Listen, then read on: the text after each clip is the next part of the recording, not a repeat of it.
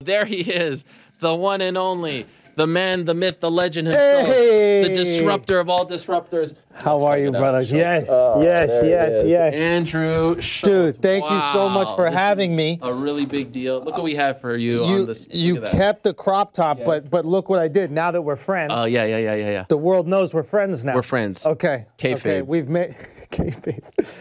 I got you. Well, I saw this on your male Instagram. version. Wow, thank you. So now we're buds. Now we're boys. Okay, thank you so much. Now we're together. Because I've retired. You retired from being the greatest? I've retired from MMA journalism. Oh, really? Okay. We shall talk about that. Yeah. Thank you so much for doing this. You're a big deal. I heard you don't appear on podcasts unless you're paid. Is that true? Who said that? That's the word around town. Who told you that? I mean, could listen, not be more I don't untrue. reveal sources. I'm a good journalist. Okay. But it's good to have you here. Fellow New Yorker. Yes, that's fellow right. New York Jew. No. I know. You found out about this. From you. But I kind of tricked you. You did. Well, first of all, your name is Andrew Schulz. Yeah, Schulz. Most people assume I'm Jewish. The nose is very Jew-like. Yeah. That's you that said that racist thing. Yes. Yeah, that's right. And I think you told me to come to your show at Radio City. But it was on Passover. That's right. I said, how dare you as a fellow Jew do a show on Passover? And then you said, little known fact, I'm not Jewish. I look Jewish. My name is Jewish. Yes. Or Jewish-ish. Yeah. But you're not. Do you get that a lot? Yeah, I mean, obviously growing up here, you know, everybody assumes I am. Everybody assumed I mean, I went to school you grew up in the city. No, I grew up in Montreal. Why? Oh, no, you Canadian. moved to the city. Yes, that's right. 2004. I went to school on the Upper East Side, and I remember when I was like younger, I asked my dad why we weren't Jewish. And it sounds so silly as you get like older, but like when you're younger and you're on the Upper East Side, like it was me, there was a kid named Quantamina Pamford and Alexis Perez were like the kids that weren't Jewish in our public elementary school.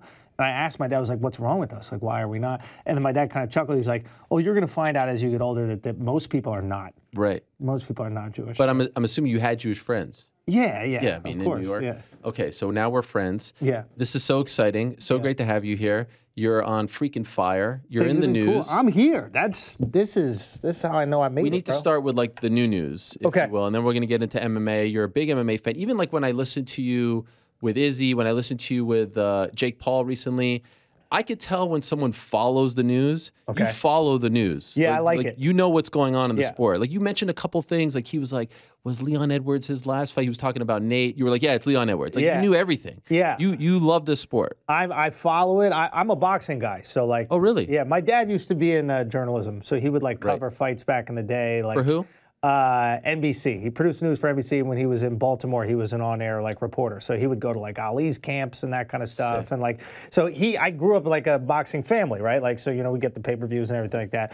And I didn't even like MMA at first. I think it was like too much going on for me, and I was trying to be like the stupid like boxing purist. Right. And then there's something about MMA. Well, I mean, there's a lot of things about it that they're amazing, but like.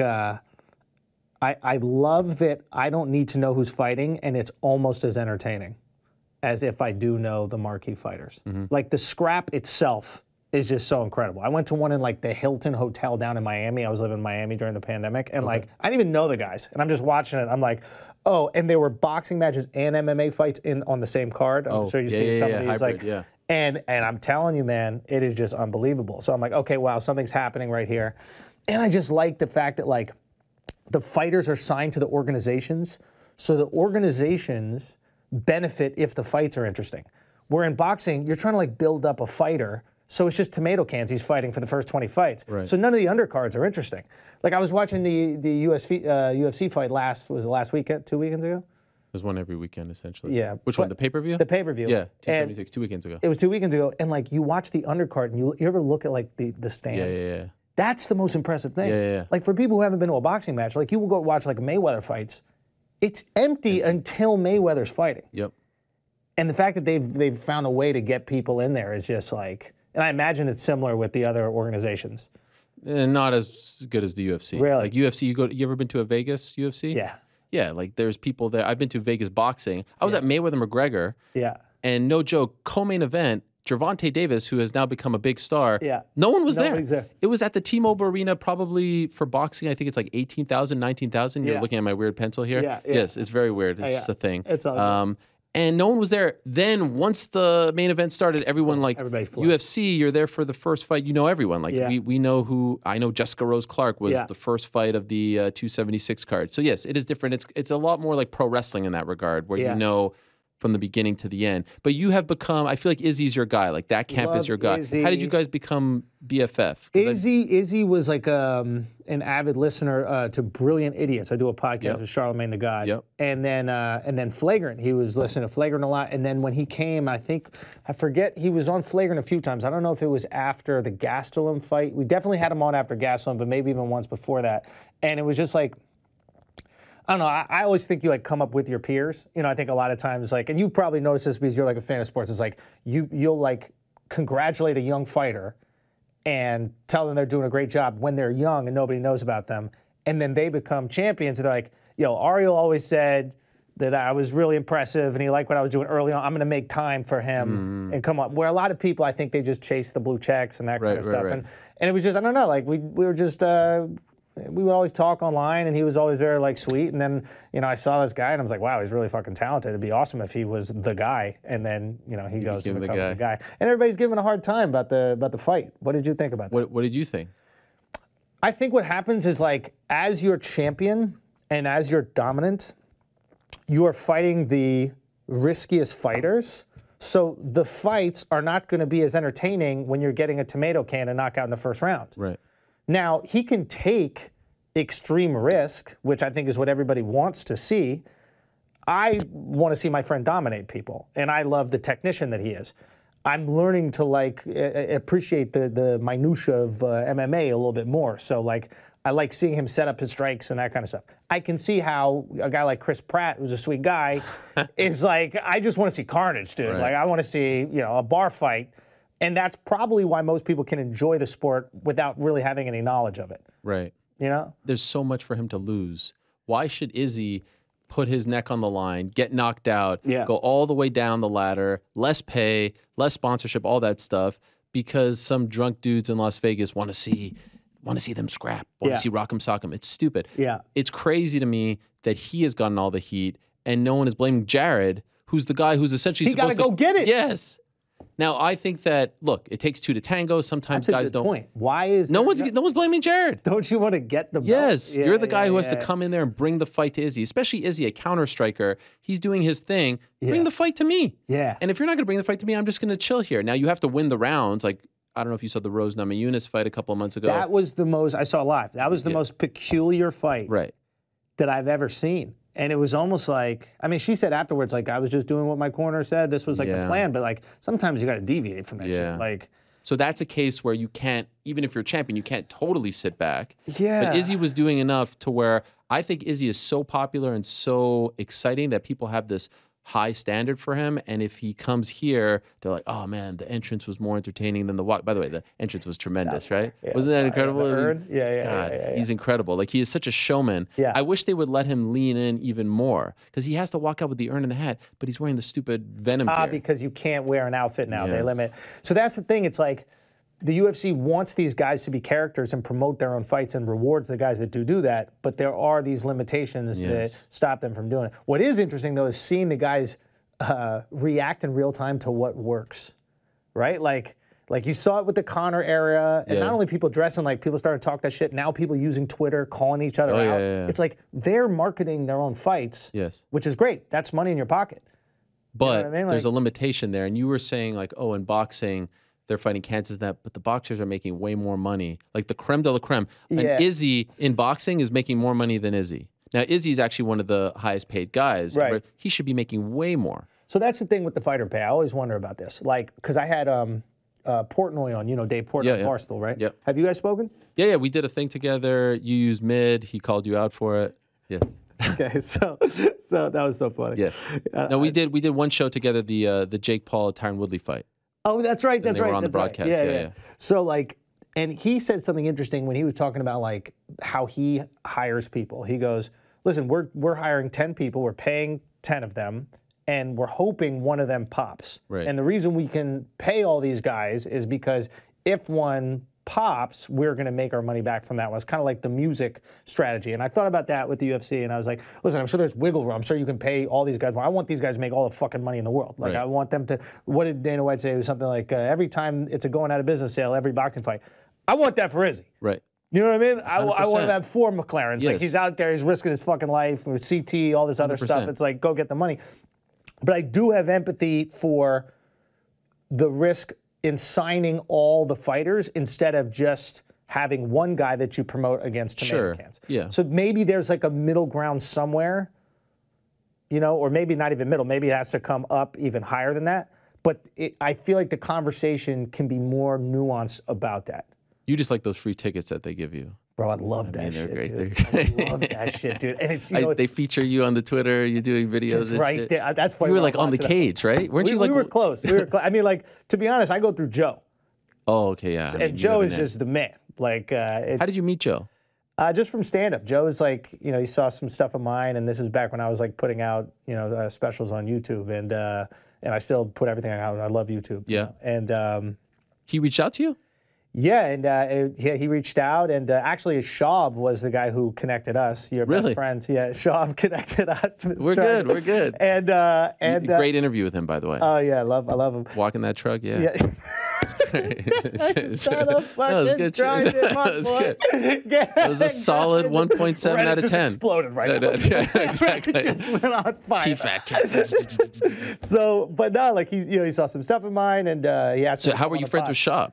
And Schaub, I guess, just knew me from stand-up. I did The Fighter and the Kid. Got it. And I was kind of doing something different in stand-up, which is pushing all my stuff on YouTube and social media. Now this is a very common, successful practice for guys. But back in the day, it was like people wanted to put their content on, like, you know, Netflix, and they wanted to put it on HBO and that kind of stuff. And I don't know, I had this feeling, I wasn't getting those opportunities. I had this feeling like the people were on YouTube and social media. Right. And once I went that way, it was, you know, really changed it for me. So I think Joe saw that, and he nurtured it. And we had a really cool, that first pod with him, I think changed like the course of stand-up in a lot of ways, in that, like, I think people realized there was another option. If they couldn't get a Comedy Central hour, they couldn't get a Netflix, they're like, oh shit, this guy's selling tickets and he's putting stuff on YouTube. I think a lot of comics started to do it and like see themselves building followings, and it was like, oh wow, I can eat what I hunt? That's even possible? Whereas before, it's like, every time you go to a festival, you're like trying to kiss the ass of some exec. Right. It was kind of almost like actors, you know, in like Hollywood, and like everybody thinks they're like one conversation away from being, you know, the new Terminator or some shit. So you do have, okay, so you have one under your belt. You have Schulz Saves America. Schulz Saves America I did on Netflix. At Netflix, yeah. I'm talking because like you were the YouTube guy, but then you did have the big Netflix special. Yeah, not stand-up though. It was more like a thing, okay. Yeah. But then you were going to have a second one. Now let's get into it. Yeah. Infamous. Yeah, I was going to do you had the tour. Special, yeah. Killing it all over the place. Yeah. Even went to my hometown of Montreal. They treat you well over there? Dude, I love Montreal. Tremendous place, right? Montreal is, yeah, it's like soul. There's flavor. It's like... feels like you're in Europe. It has the vibe, man. The bagels. Did you try the bagels? Dude, that's the thing that's like slept on. Yeah. Like, Jews got a bagel recipe that they don't give nobody. And like, whatever Jews went to LA didn't get it. Like, it's like an East Coast fucking thing. Right, and then, am I allowed to curse on this? Yeah. Go ahead. Do whatever you want. And they're just like, no, we're not giving it to the LA Jews. I don't know why you guys are hoarding it and not giving it to them, but like the bagels in Montreal, different bagels also. Different, totally different. The big hole. Yeah. Almost looks like a donut, if you will. It does, yeah. Right? Yes. But delicious. And no, I love Montreal. It's amazing. And I went up there, we did 2 shows there, and they were just fucking great. And it's always fun. You know, you got fun little local jokes. You guys, you know, your politicians are... Yes. You're funny out there. You and Trudeau, yeah. So you have this, and then it's going to come out on a platform. Now, you're not going to say which one. Yeah. Because you're not known for biting your tongue, but on this one, you're biting your tongue.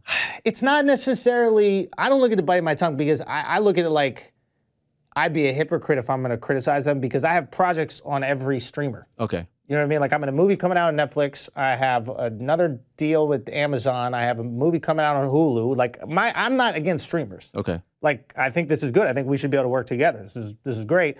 I'm against editing my jokes. So I'm not going to edit the jokes because you think, you know, you're going to get like Twitter backlash or whatever the fuck it is. So how does it work? You put together the special, and this was one that was in Austin, right? Yeah, we filmed it in Austin at the Paramount. And it's just one. Like, you don't mash them all together to make it the ultimate. It's just like one. No, we do 4 shows. You do 4 shows. And then we take what is best from the 4 Are you wearing shows. the same thing every time? Every single time. Sweating in it. Oh, that is horrible. Yeah, I've always wondered about that. Good question. Is it always just one? Good question. Wow, so you're wearing the same thing? Yeah. You don't have 4 different outfits of the same thing? If I was smart, I would. Okay. But no, Is it back-to-back nights? 2, yeah, so back-to-back nights. I think we did like a Sunday and Monday, and then we did those 4 shows, and like, you know, the nerves are up the first show. I don't know if you feel that way, like when you're doing live. Yeah, for like, sure, yeah. And the thing about nerves is like they warp your perception of what happened, because instead of living in the moment, you're thinking about the moment, especially when you're doing a special. Like, ooh, did that joke land the way I want to land? Yeah, yeah. So I wanted 4. I actually paid out of pocket to have the second day, because I was just like, I want as many interesting moments. I want I want this to be like a magical piece. I don't know if you're familiar with my stand-up, but a lot of times I'll also like talk to the crowd. Of course. And I was like, I want to be able to have the loosest, most comfortable, wild set. So which one do you feel like you use most? Like, is it the 4th one? I think 4. It was either 4 and like, yeah, I think 4. That was like the base. Okay. You know what I mean? And is it tricky as far as editing? Now I'm getting really into like the inside This baseball. Is good. Yeah. I'm curious, like how often, because you want the same people sitting in the same spot, Of course, right? you want continuity also. Yeah. Like you want continuity within the jokes. Like you want continuity with the sound. With like, the way you're speaking, yeah. Because that's more important. Like, the best joke is obviously the most important, right? And the best like reaction, the best delivery of it. And I'm like such a stickler to these things. Like it could be a syllable that's off, and I'm like, ooh, we could have saved that. You know. But at the same time, the continuity for the person watching, you don't want to see something jarring, some cut that makes you go, hey, what the fuck is going on here? Right. Most people won't even notice that. But like for me, I can be such a perfectionist. That's what I'm trying to learn to like break away from. But it's hard when like it's your creative endeavor. Of course, it's You know your baby. Yeah, Yeah, and a it's big like freaking deal. you got to deal with the repercussions of not being a perfectionist on it. So who's editing it? We do. You have a my team. guys. So is like your own production company? Yeah, Who does the podcast, Flagrant? Yeah, No longer We had a Flagrant production 2? company shoot it. They were amazing. Yeah, crazy cameras and everything. Put a bunch of cameras in there. Yeah. So Okay, and then you basically, part of the deal is you deliver it to the streamer? Yeah. Now, do you have the deal with the streamer in place before the tour? Yeah. Okay. Not before the tour, before we do the special, yeah. Okay, so they're we're going to pay you X amount. Yeah. And does it work like, do you get a cut of, I don't know, like how do they, like Izzy will get a pay-per-view cut, right? And then a percentage after. Yeah. Generally speaking, no. Like, or is it a flat fee? There are different things. Like it depends on the network that you're doing, and they have like different fees or different situations. But usually there are places that will do buyouts. Now some are doing like licensing fees. Okay. So they'll be like, okay, we want a window for this many years on your material, and then we're going to just pay you for that, and then you can get it back when you do it. And there's a bunch of different ways. And they limit what you could post on YouTube, on your social, right? Of course, yeah. And I understand that. Yeah, you don't want to give away the good stuff. People are paying them for their service. You're going to put it out. Like, I'm shocked that HBO just lets John Oliver go out on HBO. And just post, yeah. Like, right? Like, and nobody has an issue Yeah. with it. It's like, I'm paying every month for John Oliver, Right. and then it's here as well. Like, I get that, but at the same time, maybe you're paying for something else for the streamer. Right. That's the thing about streamers I'm realizing also is like what you need to be a successful streamer has changed. Like, we've really kind of like honed in like what makes a streamer. And you need background noise. Like, I don't know if your wife goes to sleep watching Friends every night. Sure, or yeah, like my wife goes to sleep watching Harry Potter. That's her thing. She Interesting. just throws one of them on, knocks And out. you're okay with this? No. Okay. my comedy's full of Harry Potter references Yeah. now. It's like it's just osmosis. It's getting Right. emblazoned in my brain. But yeah, so it's like you need that, and then also like a good scripted show that people want to know what's happening next. And I think that was an issue with Netflix because remember they had all of the go to bed television. Yeah. The background they had, I think, did they have Seinfeld? They had Friends. Yeah, they had yeah, The Office. They had all these. And I think their business model was, well, we'll just develop our own versions of those and let these go. The Office and Friends is like once in a decade Right. chances that a show is going to blow up like that, and people are going to like build these like intimate connections with the characters. It's hard to replicate that, especially when you're just pushing out so much content. And I think that's why they're struggling a little bit. And then you have a streamer like HBO, which came out last, but their scripted is the best. Right. It's like they put out a show and the world stops like when Euphoria was out, within a demographic, I don't know if you watch the show at all. I don't, but I know of it. I don't have time to. I get it. No, I get it. But it's like within a demographic, like every week. It was Game of Thrones. Like appointment viewing. Yeah, and the only thing that's really appointment these days is sports. But they have found out how. Like I see my Twitter feed is talking about all this crap, which is very impressive because no one's appointment viewing, NBC shows or CBS shows these days. So you do this. By the way, on a scale, like so, you edit it. Me and my guys. My guys are phenomenal. Your team. The same guys I do the podcast with. Alex Media directed it. Mark Agnon also directed it. And then we all edited it. And then my young guy, Shifty, we had this guy who came out from California, his 19-year-old kid who's just so brilliant. And he just killed himself on we taught him how to be an adult and work, And you're finishing, like they are not a part of the process when you're putting it together. Correct. Now, they get a version of what it's going to be. Okay. So, because of course nobody's just going to go, okay, here's money for something. Sight unseen, So they know what it is. Okay. Culture changes. And then... Now, on a scale of, let's say, 1 and Gringo Poppy, how good is the stand-up? I'm just curious. I'm curious. How good is it? Like, you're going to draw me in. I'm just curious. You're going to have to see Sunday. Okay, yeah. When you buy July it from 17th. my website. Right. Well, I was building. I just wanted to get a frame of reference how good it was. I just wanted. You want it. You're good. You're good. So you ever worry about somebody being upset and like doing something to you? Who would be upset? Look at this face. Who would be mad at me? I don't know. I got never friends. say anything about fighters, and they were like, I'm always very respectful until they throw the first like 5. I give them 5. You give them a few. Yeah, of course. Yeah. I've never started anything with anyone. I mean, even with your friend, like it was like 10 in a row. Yeah. Until at one point, I just had to. But what about with me? Didn't you start with me, or did I? No, I think you started with me. Oh, that was a good joke. Greatest MMA journalist, all that stuff. No, the Under the Sea. That was a good joke. Objectively speaking, expected better. By the way, God, I heard that joke. I heard that joke. Ariel in freaking third grade. Ariel. What? No, Under DC, like. I know. You can't hear it. You don't know DC, right? He's in Montana or wherever he was, right? Use it. Yes. No, it was a good joke, but the mermaid stuff, it was not bad. It was the mermaid thing is hack. 1.7. It's whatever. But the DC, yeah, it's not bad. Come on. It's not bad. I mean, that was beautiful. That's my guy. You guys had something special. We did. I don't want to harp on the past, but like, you guys, dude, very few people can be entertaining on Zoom. I know. You guys have a really good setup here. I didn't know you had a whole fucking like NASA space launch team back there. Bad, right? I think we need to show that a little bit more so they know what's happening over here. I agree. And you do it right here, like where the call is kind of like over the shoulder. So it's like you feel like you're in your position. Like how you design this is really smart, even though you probably had nothing to do with it. Absolutely nothing. But that thing, you got, I mean, it was just like there's chemistry, like socks in the background. Like his camera's blurry for half of it. But you guys had something. You both knew what you were going to say. And it was like you both knew how to twist. You knew how to push it far enough where it's silly and fun.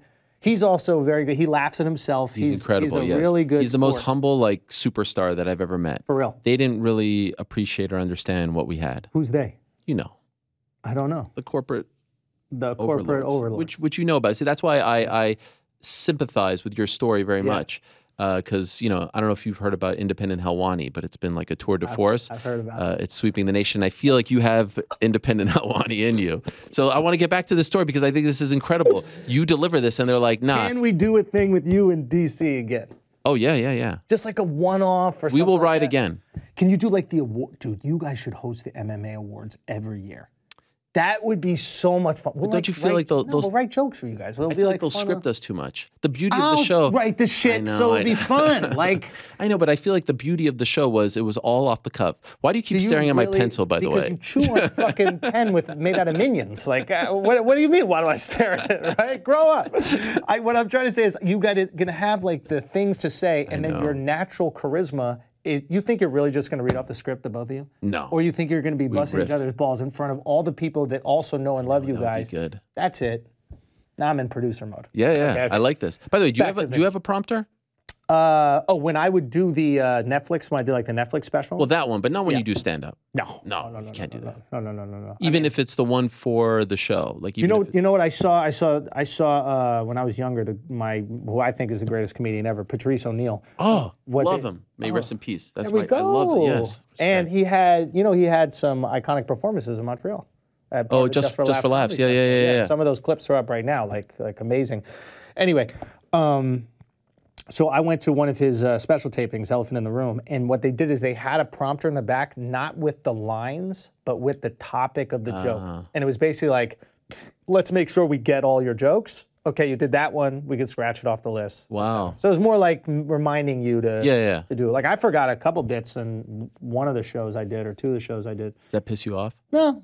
You don't get mad at yourself? I did 4 shows on purpose, so I know that I have a good one, and like I'd rather be so in the moment that I forgot it. Okay. Because like that connection is going to just bleed through the screen. It's going to bleed through everything. At least for me, when I see stand up, like there's certain people that come through the screen, and there's certain people hilarious in person for whatever reason it doesn't transfer. But like, yeah, I mean, like one of the things about Chappelle, like I mean, he's masterful at like holding attention, but he also comes through the TV. Like the tension that he built in the room, I don't know if you're a Chappelle fan, but like you kind of feel it at home by yourself, and you shouldn't. There's no stakes for you. Right. It's not awkward if you don't laugh. Nobody's looking at you. That's true, yeah. But for whatever reason, you're like kind of captured by it. So I'm always thinking about that when I'm in the... My favorite is Seinfeld. Yeah, Seinfeld. No, you're not a fan? The way you said that was like... Fine. Really? Yeah. What? Jerry? Stand up? Potato chips around. Yeah. You know. What's the deal with Ovaltine? Yeah, you know what I mean? It's not oval. I mean, that's I'm good sure stuff. there was like a cultural moment. Like, really? I'm more of a fan of like Seinfeld, the guy, even though like I've had like a weird interaction with him, but like I hear stories. What, he big timed you? Nah, yeah, it just was rude. But like, really? Yeah. But where? I mean, Caroline's? No, I was doing a show at a comic called Gotham. And what do you do? Here in New York? Yeah, and him and it was like my Michael first Richards? like, headlining weekend. Okay. And then him and George Wallace, who's like the sweetest guy, came and they were gonna do spots on the show. The club called me. They're like, "Is this okay?" And I'm like, "Is it okay if Seinfeld?" You're asking the kid who grew up in the East Village if it's okay if Seinfeld is gonna come and George Wallace is gonna come. So they came and I said hi to George, and George was like, "Hey, man, I saw some of your stuff last night. I watched it. You're really funny, and thank you for this." And I'm like, "Dude, I can't believe you even said that." And then I walked up to Seinfeld. I just wanted to say, "Hey, thank you for coming." I was like, "Hey, man, thank you so much for coming." And he looked at me and then just looked the other way and just walked the other way. Yeah. Didn't acknowledge you. Acknowledged and then decided to not acknowledge. Really? Yeah. Do you think it was like a thing that he didn't like about you, or? I don't. I think that like everybody's got their own thing. I don't want to hear this. Don't take that one instance and let it like form your opinion on him, because he could have had a horrible day. He could have just fought with his wife. He could have had a buddy of him call him for like a coffee. Like, I'm going to choose to hate him for the rest of my life. Right. But you don't have to. And that was the only interaction? Yeah, only interaction. Damn. And he can be kind of like annoying about comedy a bit. In what respect? This is good. It's coming out now a little bit. What, like you think he's like a little too hoity-toity? I think but then we all are. So like, yeah, be it. You are disciplined about like what you like and what doesn't swear. Yeah, like that thing is just so weird. Like not cursing is just so weird. Like, what do you do when someone cuts you off? Gosh, damn, now, do you think he curses in his personal life, just not on stage? That's my feeling. Like if you curse in your personal life, you don't curse on stage, then it's just not authentic. It's not real. It's not pure. What if he wants his comedy to be PG? That's great. That's a great business move. Right. Shake your hand, crushing it. You're doing great. And it's true. Like if you look at the guys that are doing like arenas, like they're guys that have often like generations of people coming. Like you look at a Jerry. Like I don't know if you do this, but like some of my friends that like will go see Jerry. It's their dad. Yeah, everyone. Maybe their kid is old enough. Sebastian also has this, Sebastian Maniscalco. So it's like... Do you not like him either? Love Sebastian. Okay, I think he's fucking... That guy's the man. I love that guy. He's so funny. I saw that guy perform. I was managing a restaurant when I went to school at UC Santa Barbara, and he came up and performed at the restaurant. There was a comedy night at the restaurant. Wow. And he fucking crushed back then, and he was so talented. And it's awesome to see what he has now. And I think people don't actually understand... like how, I think people go, oh, he's Italian and like Italians like him. he speaks for the immigrant experience.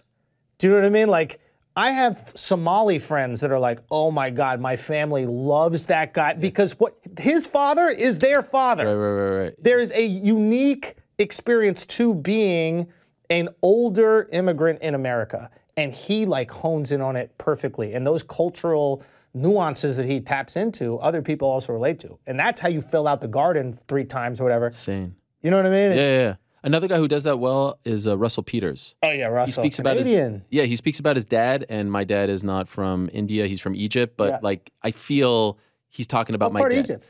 Alexandria. Get out of here. Wait, you know about Egypt? Yeah, my trainer's from Alexandria. My trainer is actually like a very famous boxer, amateur boxer in Egypt. Wow. Yeah. What's his name? Ali Abdelaziz? Hossam Abdin. Hossam Abdin. Hossam Abdin. And he was Does he know Ali Abdelaziz?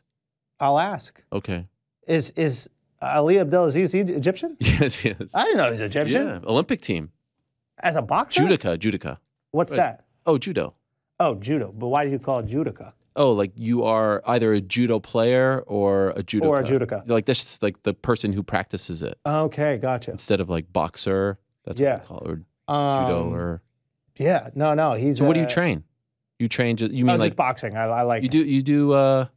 I'm not trying to be a boxer, but ever since I was younger, I just did. When I was you in college. versus Dillon Danis, Jake Paul undercard.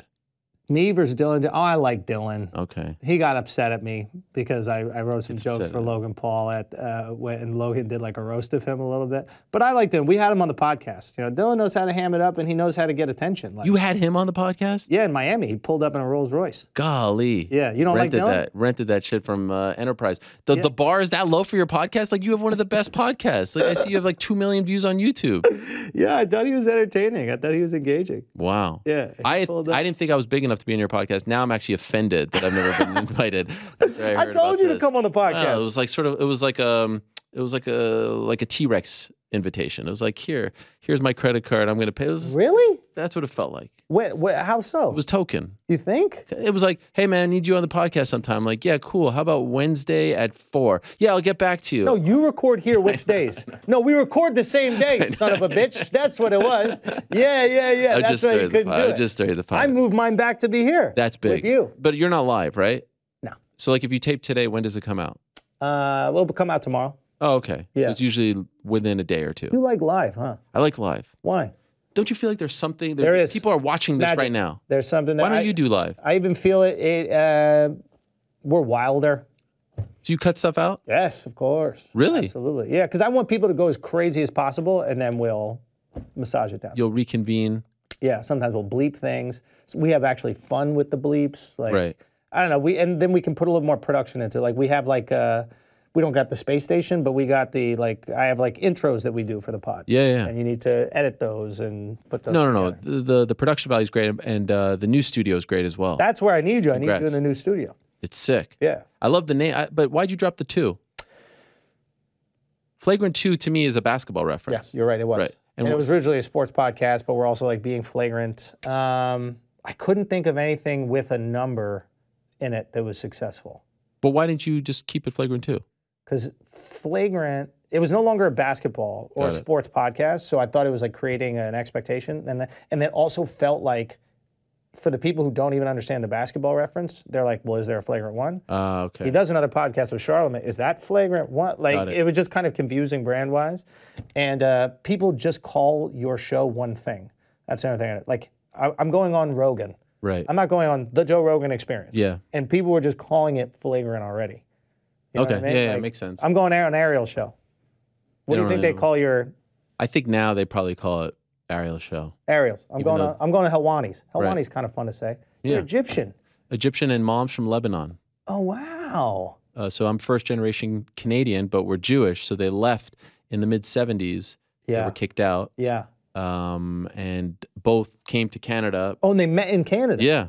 Look at that. Have you been back to? I've been to Egypt. which was tremendous. I was probably 12 or so. Alexandria, kind of Yeah, wild. yeah. Oh, it was nuts. I mean, went to the freaking. We went to Cairo. Went to Alexandria. Went to my dad's synagogue where he was bar mitzvahed back in the day. You know, like crazy. Yeah, it was crazy. And probably ancient, right? Like very old. I got crazy diarrhea there because you can't drink the water. It was a problem. Cairo's kind of a dump, right? Let's be honest. It was cool. I mean, but be honest also. Yeah. Like say that and then like say how you really feel. It's not quite Israel. Right. Like Israel. I don't know. Have you been to Israel? Yeah.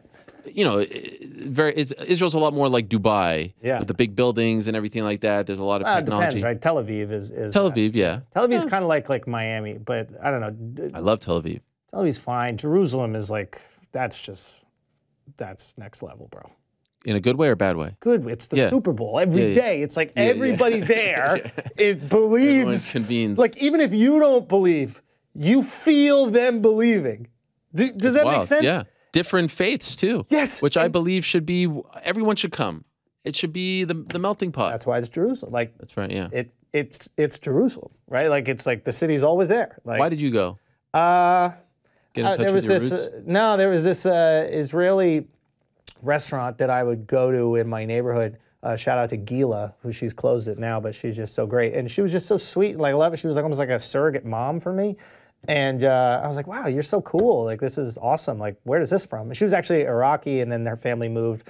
Obviously, once Israel opens up shop, and then she was in there, and I was like, yeah, I think I want to go. So like a good buddy of mine who's a Moroccan Jew, he was like, dude, if you're gonna go, we'll go. It'll be great. Wow. And how long ago? This is like I don't know, a few years back. But it was awesome. It was so much fun. We had a great time. We didn't speak for 3 months afterwards, though. And I didn't take a shit for 2 weeks. Dude, I was so Wait, why didn't you speak? You got into a fight?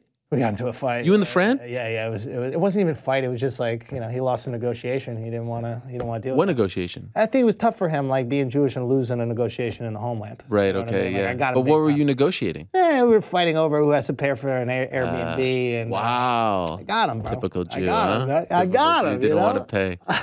Horrible. I think I had superpowers there, dude. Yeah. I think that's what happened. I'm sure a lot of people thought you were. Yeah, people always assume. MOT. Yeah. What is it called? MOT. What's that? Member of the tribe. Member of the tribe. You don't know MOT? No. Oh, man. MOP? We're going to get a lot of hate here because it's too much. People get very upset when you talk about Israel and you're really? Oh, wow. It's crazy. Really? I get a lot. I don't give a crap, but they get very upset. Oh, apartheid state, this, that. Yeah. I mean, I think every country has things that you can criticize. Of course. I think there's also like cultural things that are very beautiful about every place. So it's like nobody's perfect. And I don't This is a whole different, but I will defend its existence till the day I die. I don't know if you heard about something called the Holocaust that happened like 2 years before Israel. So we kind of need a place just in case And I think that people happen. could probably see why you feel that way, and I think why people agreed with that 100%. So back to the streaming. So you finish this product, you go to these guys, you say, all right, we're done.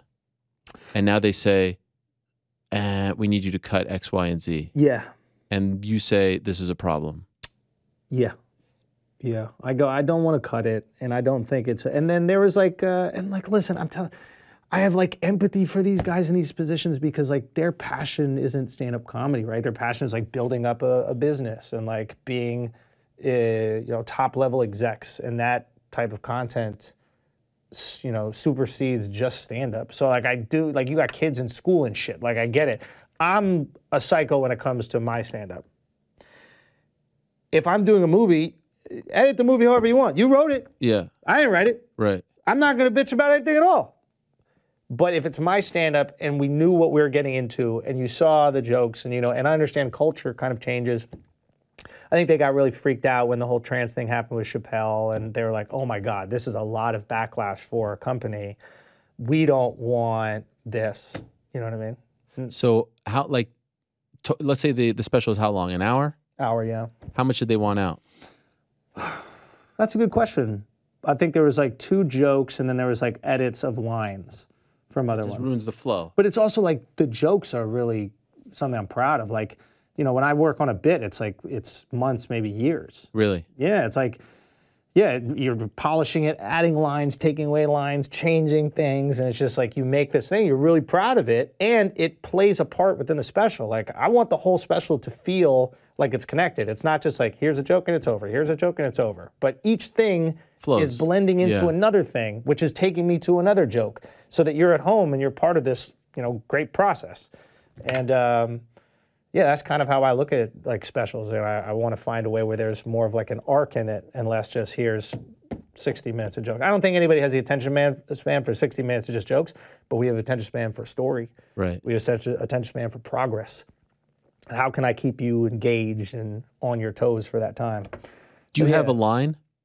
For me? Yeah. Like a line that I like, won't cross? Yeah.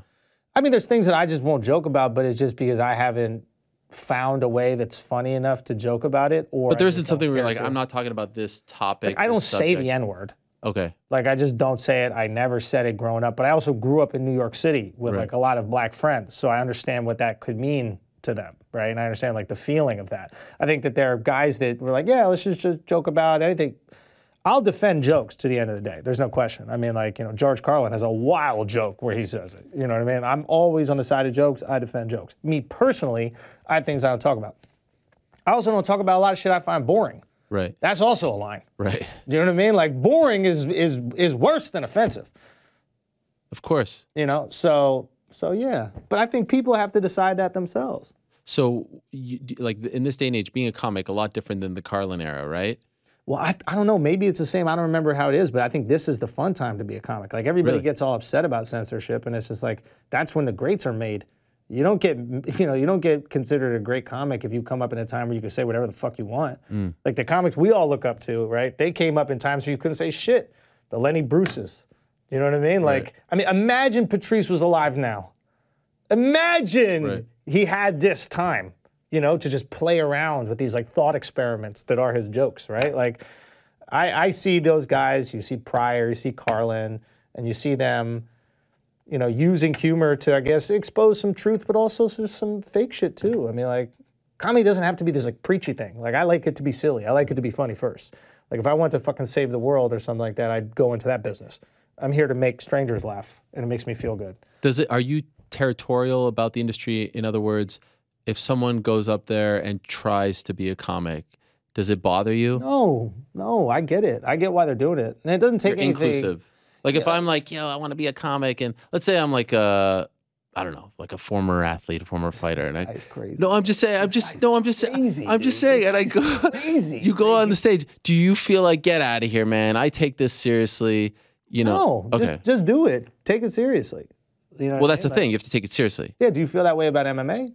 About fighting? Yeah, like if like a fighter didn't grow up fighting, but they played football and all of a sudden. No, but I'm not a fighter. That's true. What about MMA journalism? Like when I became the best, like did that bother you? No, not at all. It bothered you a little bit. I disagreed. I was widely regarded as the best MMA journalist alive. How did that come? Was that because of the Valentina Shevchenko thing? You said she was overrated, right? My time in the game, bro. Yeah, that's what it was. Yeah. And what happened in Valentina's last fight, by the way? I mean, entertaining. Hey, what happened so you in don't that think last she's that good, fight, huh? by the way? What happened in that last fight I thought when she I was lost. right? I thought she lost. When I was right. You thought she lost, didn't you? I thought she lost 3-2. But where's my apology? Listen, you could say someone's overrated. I actually think people take that too personally. Like, that's okay. I just say I didn't. I was like, yo, why isn't she finishing this girl? It's like, get her out of here. It's time. This is what you got to do. Like, you got her gone. Why don't you say that about Izzy? Because I didn't think that he was out of here. He was gone. I thought he was dangerous. Okay. And he's a guy who's knocked out people at heavyweight. Like, this guy got real pop. This is not the other. I mean, no, is the girl gonna hurt? No. Shevchenko? Like, what are we doing? We dancing around? Right. We playing pitter pat with it. No. He was so dominant. I think this was also like the criticism of a guy who's. I mean, Pernell Whitaker is one of the greatest boxers to ever live. But a criticism at the time is like he'll carry guys, and Pernell could crack, but he would carry guys later. And maybe he didn't want to take the risk, though. He was so amazing defensively. Maybe now we're getting too deep into. No, I love it. But like, I mean, he's so amazing defensively. I mean, there's people who don't know who Pernell Whitaker is who probably have seen a clip of him, and it's Oscar De La Hoya throwing like 30 punches in a row and Pernell slipping everything while he's moving back. And like, but there was one criticism of him, which was he can get him out of here, but he's choosing not to. Which is your choice, bro. It's your life on the line. Of course. That's why I get really upset because they don't get paid enough. I don't think even boxers get paid enough based on what they're putting in and what they're risking. Yeah. And so that's why I always fight for fighter pay. By the way, you had Jake on in the midst of that, like when he came in. Yeah, Jake was just on. In the midst of the whole Tommy thing. Yeah. Now he went with Hasim Rahman Jr. You remember his dad. How crazy is that? You got it. How crazy is that? I get a lot of hate for being like a Jake sympathizer. I love Jake. I think what he's doing is awesome.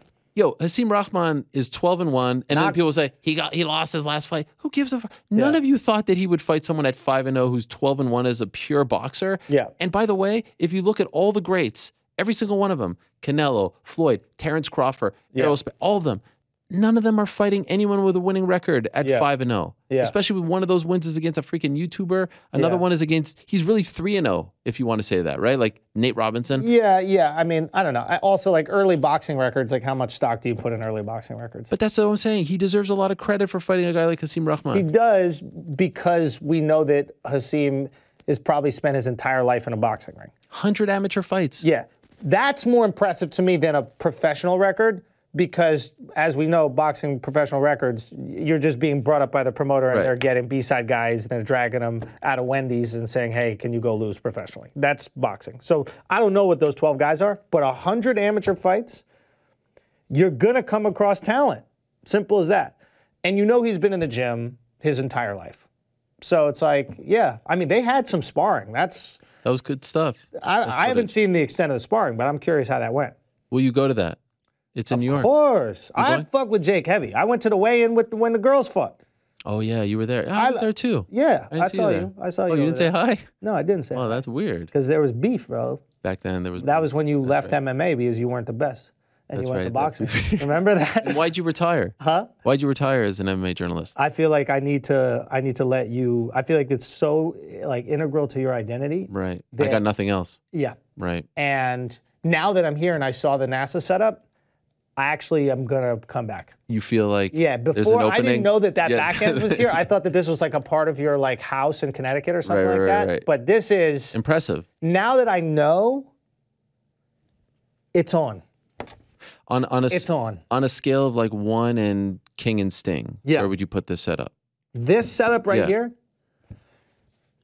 this might be the second greatest MMA journalist Behind? I mean, come on, let's be honest here. Fighter and the Kid?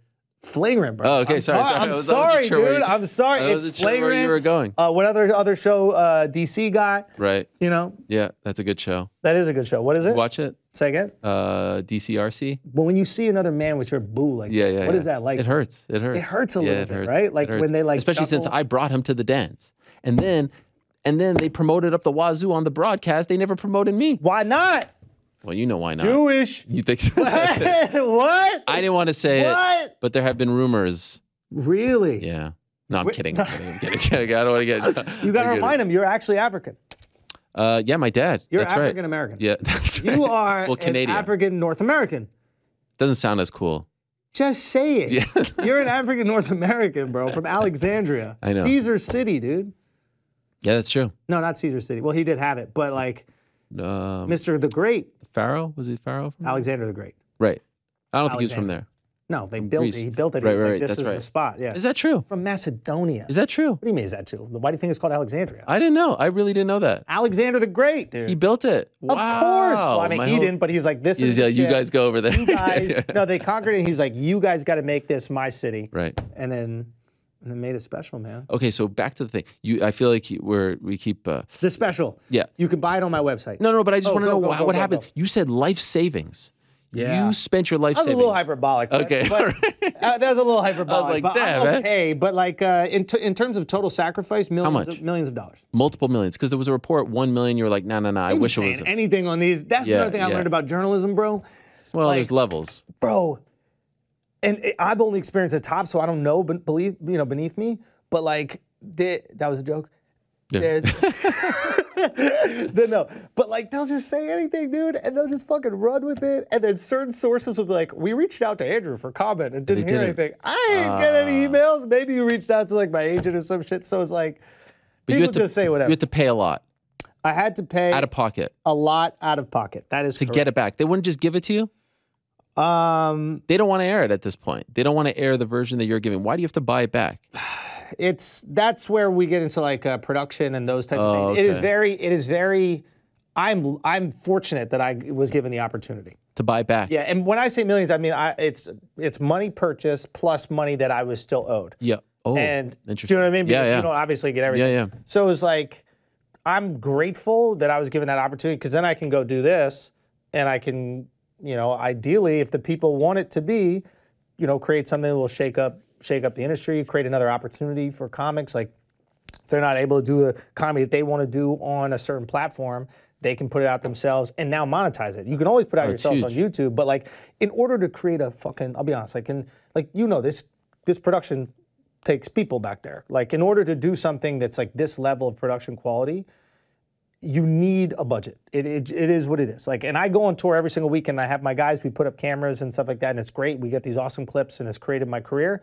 But in order to up it to what you see on these major streamers, it requires hundreds of thousands of dollars in production. Right. You just can't. Yeah. You can't even be like cheap about it. You can cut some corners, but it is a very expensive thing to do and takes a lot of coordination, and that takes budget. And like, if we find another way where comics can do it, that's fucking awesome. The scary thing is you find out how much you're worth. And a lot of times people don't want to know that. Right. But here's the thing. So was there any chance that they were like, nah, we're not giving it to you? Like, were you afraid that you were losing this, or was it all pretty cordial? No, it was cordial. Okay. Yeah. And then I read, so I'm happy that you're here. First day, 500,000, second day, $1 million? There's numbers out there, That's it. Well, can you say, because you put this out, I think. I think it's weird. Like, this has been a success. Hey, listen, job's not done, Kobe. Job's respect. You know what I'm saying? Like, job's not done, Kobe. We got to cook. But the thing about this is like, money makes everything gross, but it still can be inspirational. So it's like, I'm very delicate with talking about money in certain ways. How do they find out? People talk? There's a source next on file. Like, Right. I think they just make shit up, but who knows? And who knows who's leaking things? Right.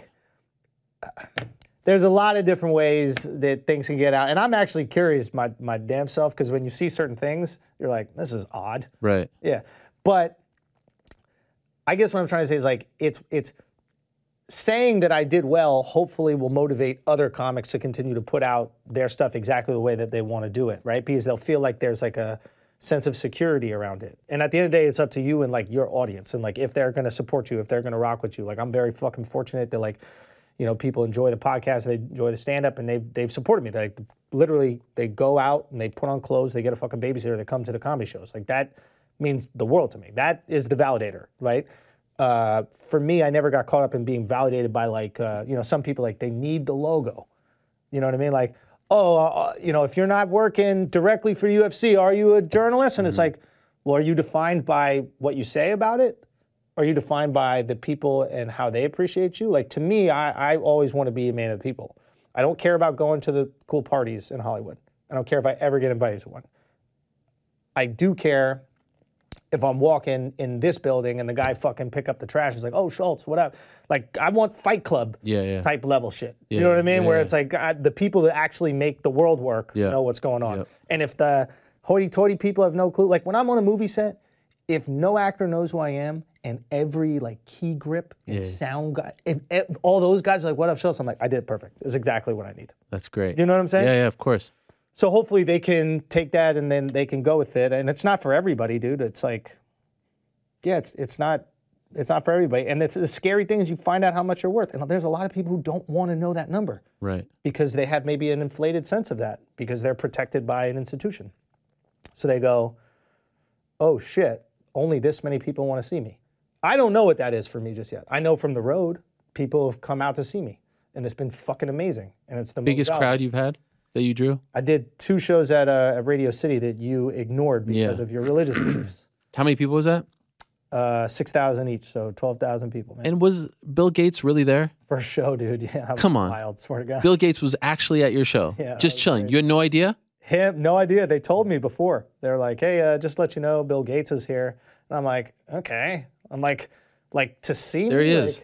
Oh yeah, there's a picture. You guys are good. Yeah, man. I think maybe his daughter is a fan or something like that. Did you meet him? No.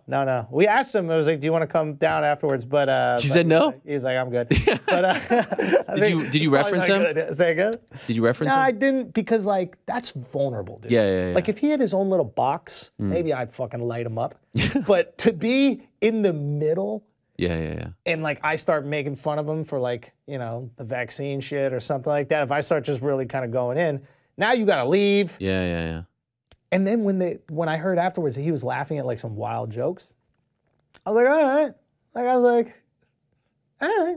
I don't care if you met with Epstein. You find me funny. That's really all it takes.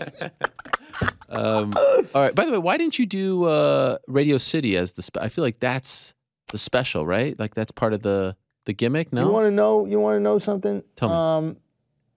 I think that. Okay, this is nuance with comedy. When people watch jokes live, there's like a longer time between the punchline and how long the laugh goes for. Because when 6,000 people are laughing together, like it takes a little while for them to slow down. Right. When you watch something on your phone or at home on like a TV, that time is shorter because it's just you and you, or you and your wife, or you and your boys. There's 5 of you. So it's ha ha ha ha ha ha ha, and then it stops. Any extra time after you've stopped laughing feels like an eternity for the person to laugh. They don't realize this, but it's like a subconscious thing. Okay. Right? So the rhythm is off for the person at home. And when I'm making this, I'm like, I need a venue that's big enough for how big the jokes can be. In other words, it'll provide enough like feedback and reaction and energy for how big the jokes are, allow me to really kind of get in and perform it, but not too long where the person watching Home Alone is going to be like, I'm like waiting for the next line. And Radio City is too big. I think the sweet spot is around like 1,000. That's fascinating. I would never think of that. If you watch any special where it's like really big, for whatever reason, it works in Delirious. I mean, that's just because Eddie Murphy is fucking unbelievable. But like, if you watch specials that are in like the 1,000 person range, maybe 1,000 to 2,000, that is the money spot. Okay. In my opinion, because for me, it's all about like exchange of energy. I can't be giving you more energy than you're giving back to me. Like if that's when a comic feels like he's bombing, right? It's like there's the joke itself, but there's also like if he's like going all out and you barely hear anything. You know what I'm saying? It just feels awkward. There's an inconsistency here. Right. It's like, why would he be giving so much and not getting anything? Like, you look like a sociopath. Do you talk to yourself a lot internally? Oh, shit. This isn't working. Oh, I need to drop that. Like, are you having an... Try not to edit, but that's what happens. Okay. Like, you're editing live. Yeah. You know, like... Actually, you do a live show, so you get what it is. Yeah. Like, how is that going to be interpreted? What is the internet going to say about that? Yeah. The version of that for stand-up when you're taping a special is, will that joke work? Right. And I try to not do that because I want to be locked in. Because you're calling audibles in your head. You don't want to do that. You want to just go with the game plan that you came in with. But sometimes you could feel a crowd and be like, oh, this joke or this... They need a little bit more here. Right. Oh, we're not connected enough to get here. Oh, this needs a little bit more tension. And you're like making those... Fascinating. Yeah, you're like making those changes. But yeah, it's like, I don't know, it's constantly, for me, it's all about connectivity. So it's like, oh, I can really push them. Oh, I actually need to pull back. Like a lot of times you think to quiet an audience, you raise your voice. No, you get quiet. When someone's whispering, everyone listens. Yeah. So it's like, there's different tricks to like draw them in. Don't talk over them too much because then they feel like you're not even listening to them and then they'll start talking to one another. They need to know you're listening to them. It's just, comedy's the best. I just nerd out on this shit. Let's go back to Israel-Palestine. Well, so yeah, that's right. I'm sure people love that. Okay, so thus far it's been a success, fair to say? Yeah, like I'm You're blown away? Are you surprised? I'm excited, man. This is validation. Now you get to know. Job's not done. I know, but at this point, now you get to know. It's July 17th, theandrewschulz.com. Yep. Schulz without a T, so it's SCHULZ. Yes. Andrew, not like Andrew Jones, former Braves player with a U. Always a weird spelling. Remember that guy? Yeah. In the outfield? Where is he? Aruba, I think. Something like that. Yeah. Yeah. There, I mean, look at that. There it is. Infamous special. July 17th, my dad's birthday, great day. See, good luck. It's a tremendous day. Now, you are going to be doing like a bunch of things where I saw you're flying people in. Oh, yeah, we're going to fly 10 people in to watch it live with us. That's crazy. Is Mike Perry one of them? Dude, I wish. I saw you on the bro. IG live with him. Were you in the bathroom or something? Yeah, Where were you? Okay. I was going live, and that's like to what you said earlier, which is a great observation. It's that like there's a different energy live, and it creates like the wittiness shines. And he said something funny. I was like, "Are you celibate before fights?" And he goes, "I'll sell a little bit here. I'll sell a little bit there." Like, bro, I was fucking crying. He's crazy.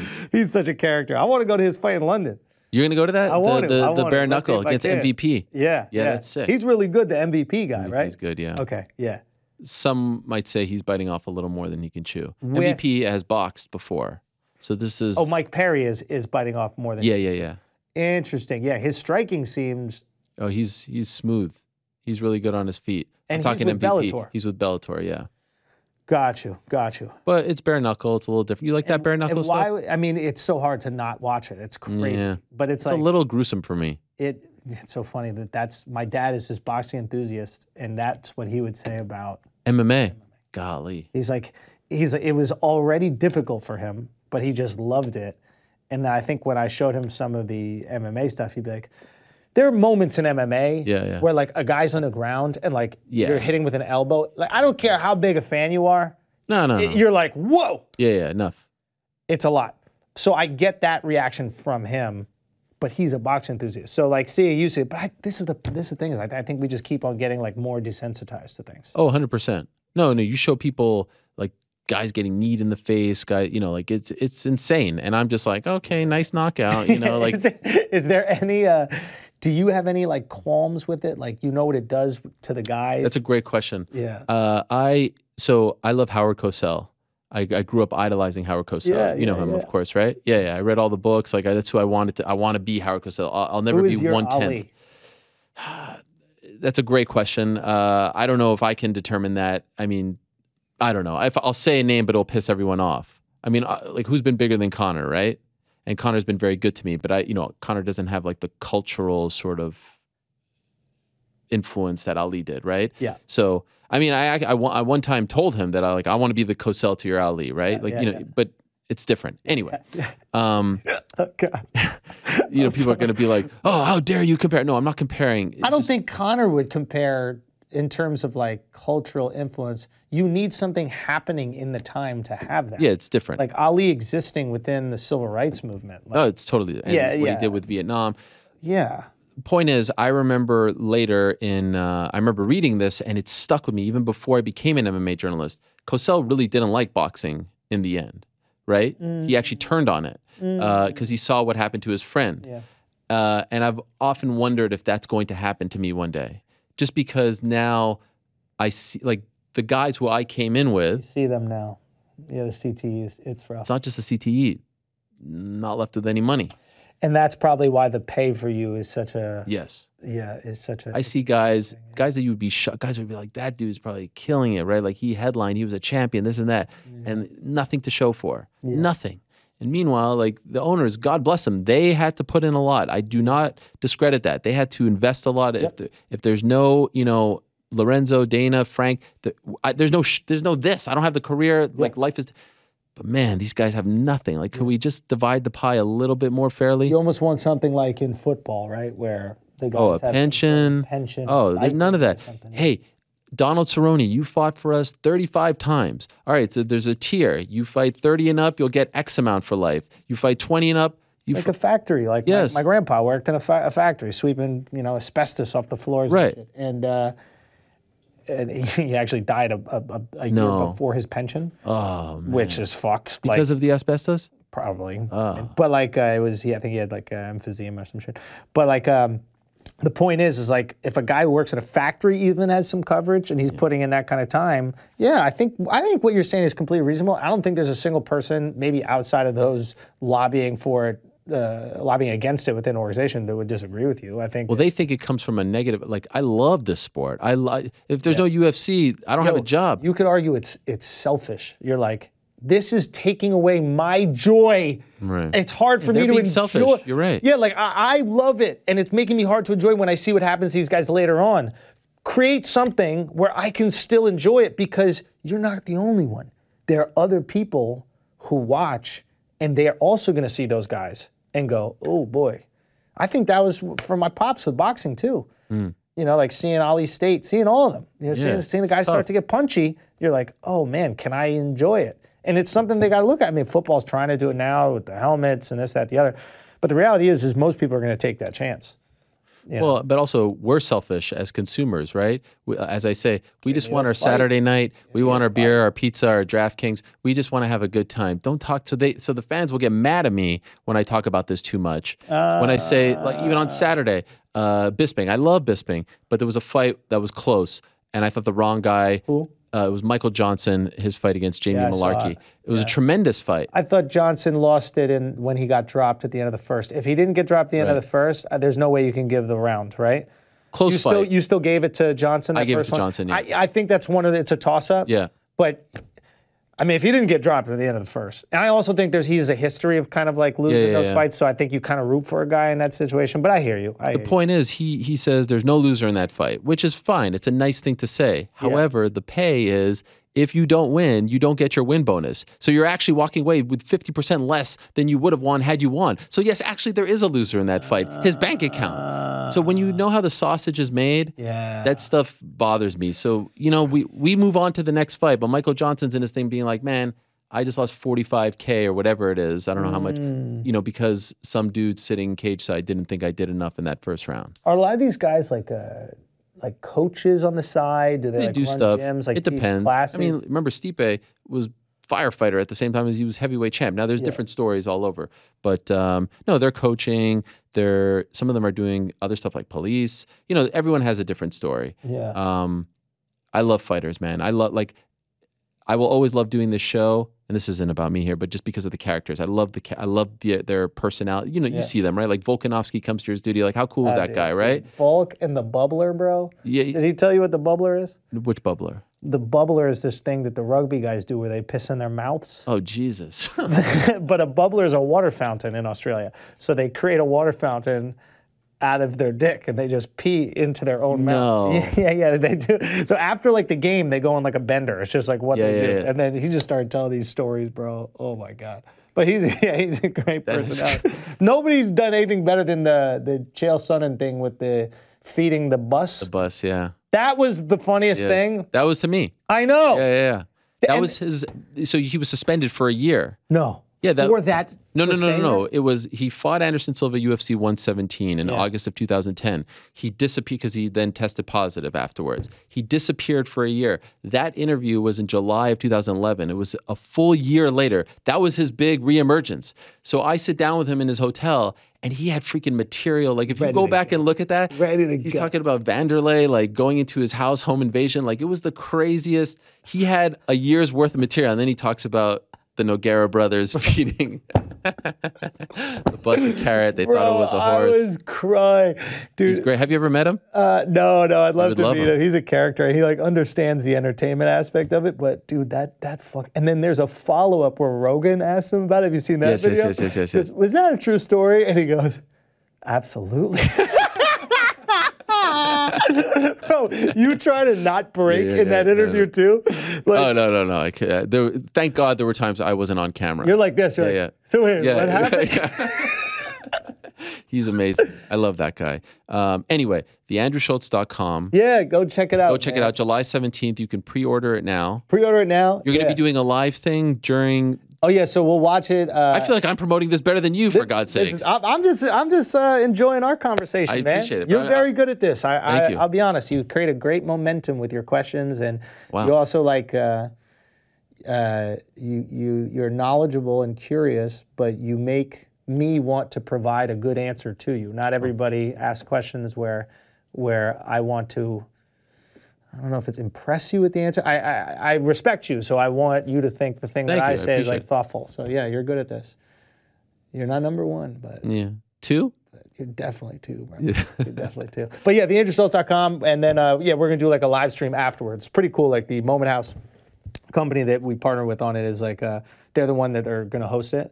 So like afterwards we can do a live stream where like we reflect on it and like people can like comment on it and all that. And the merch is great. Thank you. You have a whole freaking store up. Yeah, it's incredible. Yeah, I got to get you more stuff, but I need you to get the proper heavies. No, this is tremendous. The thing you did yesterday in the gym, that was good stuff. I see like on TikTok, I know nothing about this stuff, but it's very smart. You to me represent the new age comic, right? Like you've embraced social media, you've embraced YouTube, you're going indie. That's what everyone loves. Yeah. People want to root for you. They want to support you. They want to buy your merch. I mean, Jerry Seinfeld can't hold a candle. If I'm being honest. Can't hold maybe 8 candles? No. That's good. That's good. All right. I appreciate you stopping by. Thank you so much, let you go. Thank you. Send my regards to the team, to Brendan, to Joe. I will. Joe won't have me on his show, but you know. Why? You guys, what happened? He'll have my uncle on all the time. Who's your uncle? Gad Sad. That's your real uncle? You know him? Of course. Yeah, he's a crazy guy. Wait. That is my uncle. That is my mother's brother. That's right. He's Lebanese. Lebanese. From Montreal. That's not really your... On my life.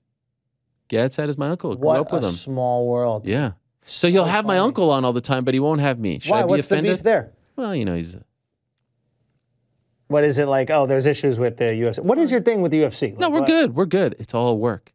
You know wrestling? Yeah. Kayfabe? It's all work.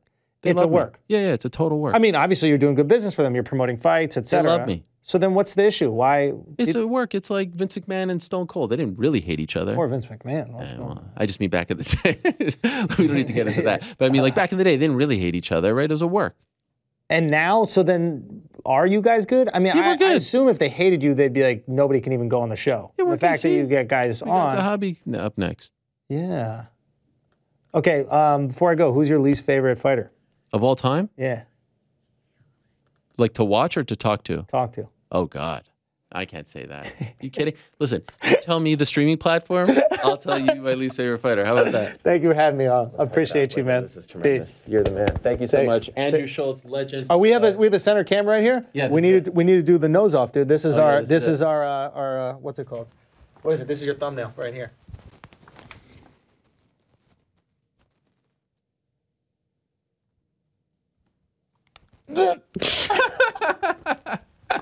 I touched him. You broke? Did I win? Bro, did I win? I win. 10-7 Helwani all day, every day. I quit. Peace, man. Be good. There he is, Andrew Schulz, legend. Wow, that was fun.